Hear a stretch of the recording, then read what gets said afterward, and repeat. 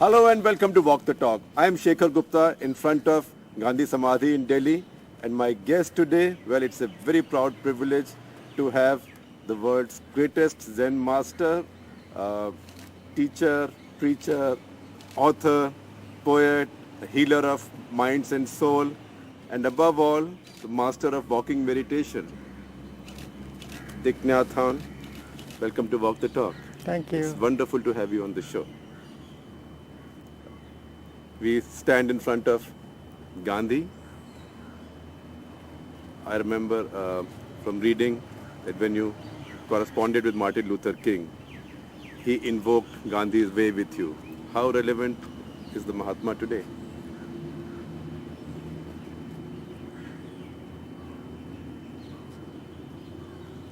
How relevant is the Mahatma today? Yes. He's still very relevant if only we know how to continue and to help him continue. And that is the problem. Whether it's relevant, he's relevant more or less depends on our way of understanding him, and it depends on whether we have enough desire to walk his talk, to walk his walk. And talk his talk. Yeah. But that's tough in today's times. Time is for that, because the teaching of non-violence is to be applied to yourself first.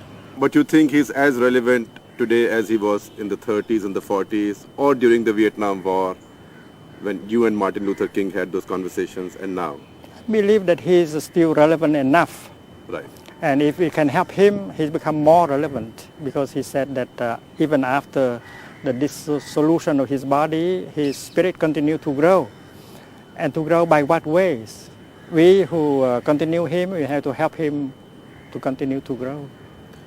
Thai, if I may address you as your disciples too, Thai for teacher. You're also the master of walking meditation. Before we start walking, and I know we'll not talk while we are walking because we do one thing at a time, tell us a bit about walking meditation before we start walking. Walking meditation is just mindful walking. You are aware of every step you make, and you enjoy every step you make. You concentrate on your in breath, your out breath. You concentrate on the step you make, and you walk in such a way that you can release the past and the future. You may have sorrow or pain concerning the past, and the past can be a prison. So you walk in such a way that you can be released from the past. From the prison of the past. Of the past, and also from the prison of the future, because you may have fear and uncertainty and worries about the future that make you unable to enjoy the present moment. If what matters is this moment. Yeah, because life is available only in this moment, the present moment. And if you can be in touch with the present moment, and then you can be in touch with the wonders of life that are available in the present moment. So and simple. Can ordinary human beings do it? We know that a master like you can do it. Anyone who like to train himself or herself will be able to do it. You don't have to be a monk to be able to do it. No. I think I have seen children capable of doing that. And in fact, children have more capacity to be in present moment more than older people. Old people. Older people have too much muck in their heads. Yeah, you don't have to renounce, but you are happy enough not to be slaves of these things. You are free. And freedom is the foundation of true happiness. And you can then find that happiness and that joy in your walking meditation without any props. Yeah. No music, no mantras, no chanting, no know- teacher at that You moment. know what is wonderful about Mahatma Gandhi is that he is able to live a simple life. He is not victims of craving for wealth, for fame, for power. And if we consider ourselves to be a friend of his, a student of his, a continuation of his, we should also adopt that style of living, which is simple But living. he set too high a standard for us. No. I have many students, monastic and just lay people, and also very young people who are able to live simple lives and are very happier than Right. those who have a lot of money and power. So, because we believe too much that without a lot of money and power and fame, we cannot be truly happy. That is why we cannot see the truth, which is very easy to see. That many of us who are capable of being happy in our daily life, who have the time to care for ourselves and to take care of our beloved ones, and thanks to their capacity of living a simple life, they can do so, and the quality of their life is much higher. So Thayil, why don't we walk a little bit? Walk and I'll try and walk in step with you and Okay. focus as you say.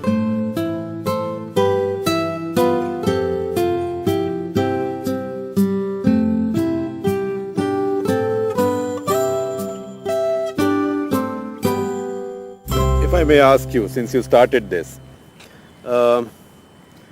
since not everybody can be a monk or a Mahatma, is it possible for an ordinary human being to pursue material pursuits?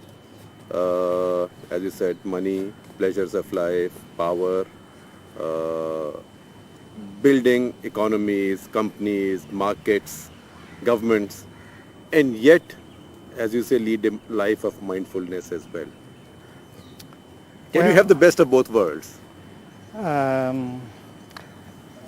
I'm not against having a lot of money or power or fame.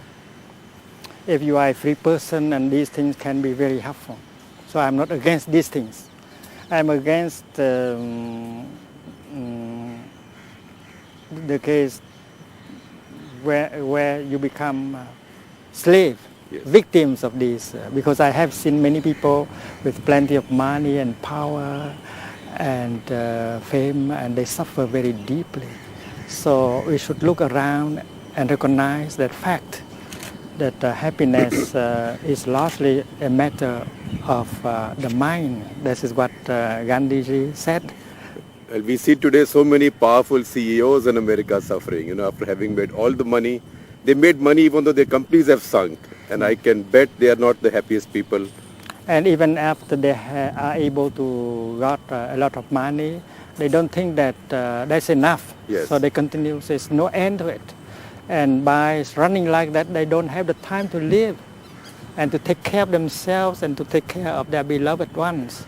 And life without love and care and compassion cannot be a happy life at all. Because as people become more successful and more rich and a little bit older, they have to eat less, they have to drink less, if at all. They have to bring many other disciplines in their life. So in fact, God or whoever gives it to you also takes something away at the same time. Somebody balances it for you. In fact, when people suffer, they have a chance to learn from suffering. And so there is something we call the goodness of suffering. Goodness of suffering. Yeah. If you know how to look deeply into the nature of your suffering, you get the insight, understanding about the nature of suffering. And you can find a way out, the way of transformation and healing.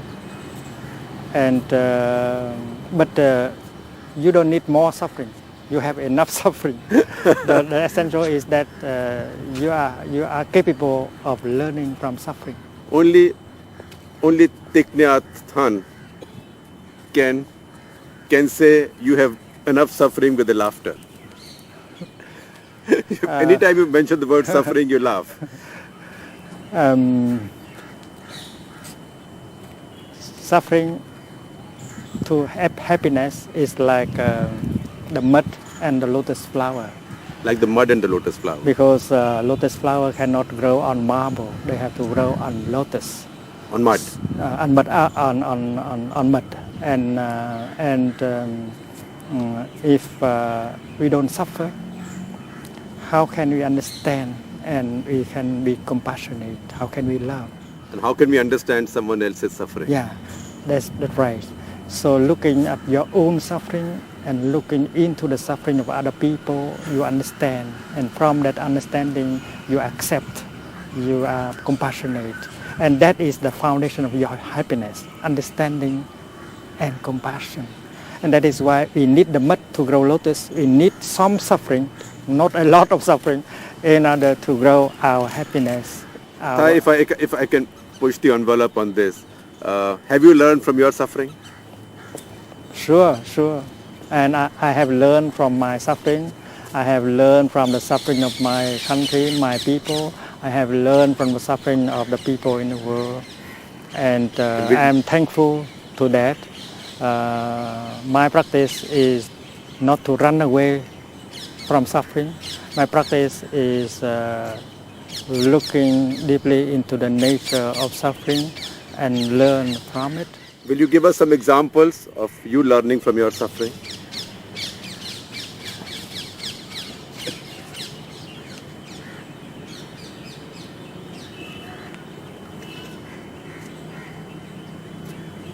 Suppose you work your body too hard, and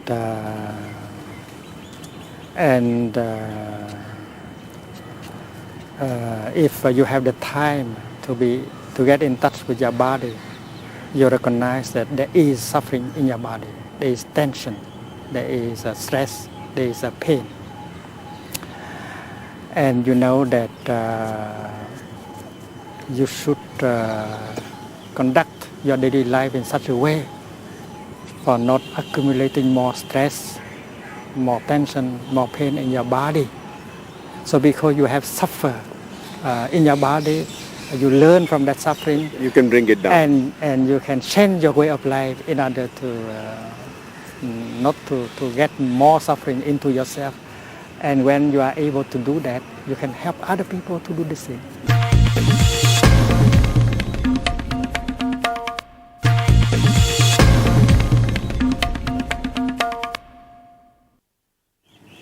You know, as I read more about you and your and the fascinating life you've led, I read the conversations you had with Robert McNamara in the 60s. Mm-hmm. Could you have what you told him? Could you have said that to Donald Rumsfeld in these times? Of course.